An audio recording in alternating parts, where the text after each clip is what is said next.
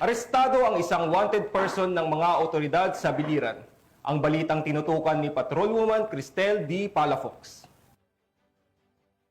Mga otoridad ang isang lalaking wanted person sa kasong paglabag sa RA 9262 sa Barangay Poblasyon, Almeria, Biliran. Bandang alas 11:55 ng tanghali nang maresto ang akusado ng matauhan ng Almeria Municipal Police Station kasama ang Biliran Provincial Intelligence Unit sa bisa ng warrant of arrest para sa kasong paglabag sa RA 9262 o Anti-Violence Against Women and Their Children Act of 2004 na may narekomendang piyansa na 50,000 piso para sa pansamantalang kalayaan. Dinala ang akusado sa Almeria Municipal Police Station para sa kaukulang dokumentasyon at tamang disposisyon. Ang pambansang pulisya ay masigasig sa pagtupad ng kanilang tungkulin na panagutin ang mga lumalabag sa batas upang mapanatili ang kayusan, kapayapaan at seguridad ng mamamayan tungo sa isang ligtas, maunlad at disiplinadong bagong Pilipinas.